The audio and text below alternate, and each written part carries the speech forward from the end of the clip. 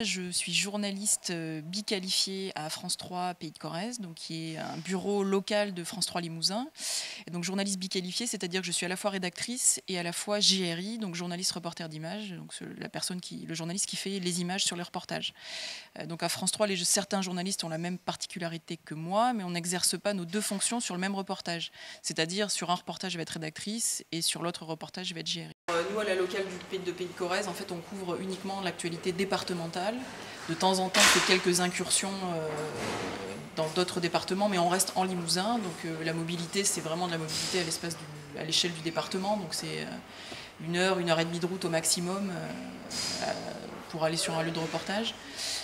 Ensuite, les contraintes, c'est comme je pense tous mes collègues, c'est les contraintes de temps.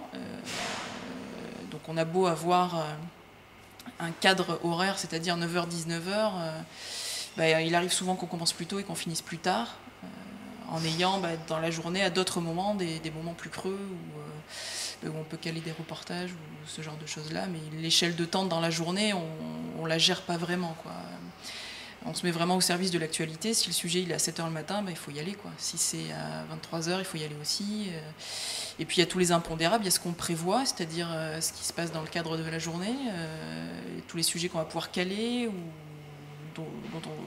ceux qu'on connaît à l'avance, ou ceux qu'on connaît le matin même et qui vont se retrouver dans le journal le soir. Et puis il y a tous ceux qui arrivent en cours de journée, un incendie, un accident, un fait divers sur lequel il faut aller et sur lequel on recale tout notre journal. Donc voilà, il n'y a pas vraiment de journée type en fait. Moi, je ne suis pas vraiment dans le mythe du journaliste qui a lu tous les Tintins, qui rêvait de ce métier-là depuis toute petite. Moi, ce qui m'a attirée, en fait, c'est la technique de la caméra.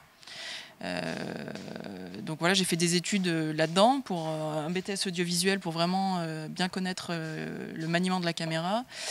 Et c'est quand j'ai su me servir de la caméra que je me suis dit, j'ai pas envie de m'en servir pour faire du cinéma ou pour faire de la fiction. Moi, j'ai envie de m'en servir pour montrer le quotidien. Et je ne me voyais pas faire du documentaire, je ne me voyais pas partir sur des projets longs. Moi, ce qui me plaisait, c'est des projets courts, donc l'actualité, en gros.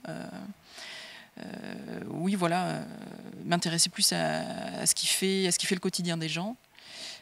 D'une journée. Alors voilà, un jour ça va être avec René qui fait du pâté à la campagne, le lendemain ça va être avec Dédé qui est patrouilleur sur l'autoroute, etc. Moi c'était vraiment ça, c'était suivre ce qui fait le quotidien des gens et en changer tous les jours, donc rencontrer beaucoup de monde et me retrouver dans des situations très différentes. Je pense que j'ai pas un parcours très commun, mais en même temps c'est pas non plus un parcours très compliqué. Donc moi j'ai fait un bac S. Ensuite après le bac S j'ai fait un BTS audiovisuel au lycée des Arènes à Toulouse, donc vraiment pour connaître le fonctionnement de la caméra.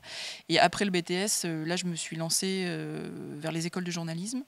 J'ai fait 2 ans dans une école de journalisme qui n'était pas reconnue, parce que dans la profession il y a des écoles reconnues et des écoles qui ne le sont pas.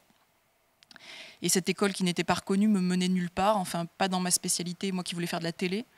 Donc du coup j'ai raccroché, j'ai réussi à obtenir un concours dans une école reconnue à l'IUT de Tours. Et donc voilà, après j'ai suivi une année à l'IUT de Tours qui m'a permis d'obtenir une licence professionnelle. Et donc là après de m'ouvrir les portes de tous les médias nationaux et de tous les médias français. Alors oui, forcément les évolutions techniques elles impactent fortement notre métier, surtout je pense surtout nous en télé. Parce qu'autant en presse écrite, voilà, la technologie, c'est un ordinateur, ça ne va pas aller guère au-delà, ou de la transmission. En radio, c'est bien un peu pareil. Nous, en télé, tout a évolué. La captation d'images, la captation du son, les moyens de montage, les moyens d'envoi par faisceau satellite, etc. Enfin, nous, vraiment, ces 50, voire 20 dernières, voire 10 dernières années, les métiers ont fortement changé. Et aujourd'hui, en fait, vu que les matériels se miniaturisent, que tout devient plus facile et plus simple, le montage, etc., l'envoi d'images par faisceau satellite, vu que tout s'est beaucoup facilité, on nous pousse, nous, à avoir plusieurs qualifications.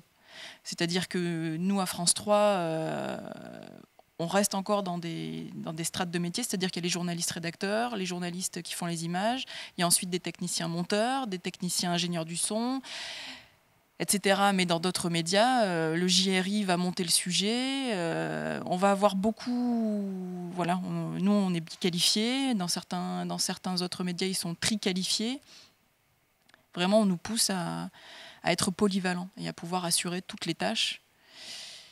Et voilà, on sent bien que le phénomène BFM, iTélé, des chaînes en continu où les gens, à deux, ils arrivent à partir sur un événement et à faire des directs toute la journée, à faire des reportages, etc. On sent bien que par souci d'économie, même dans les chaînes comme les nôtres, on nous pousse vers un maximum de polyvalence. Et donc les conseils qu'on peut donner, moi malheureusement, si j'avais un conseil aujourd'hui à donner, c'est peut-être de ne pas suivre cette filière-là en fait. Parce que je pense qu'aujourd'hui, il faut être extrêmement conscient que le journalisme est un secteur totalement bouché. Le secteur de la presse écrite, le secteur de la radio, le secteur de la télé, tous ces gros médias-là, ces grosses chaînes-là, elles sont toutes en crise aujourd'hui. Donc je pense que déjà, il faut bien accentuer là-dessus. Il faut bien que les jeunes soient au courant qu'aujourd'hui, déjà avec la multiplication des écoles de journalisme, beaucoup de jeunes se lancent dans cette filière-là. Je pense qu'aujourd'hui, les débouchés sont extrêmement minimes, quoi, donc il faut être très prudent, quoi.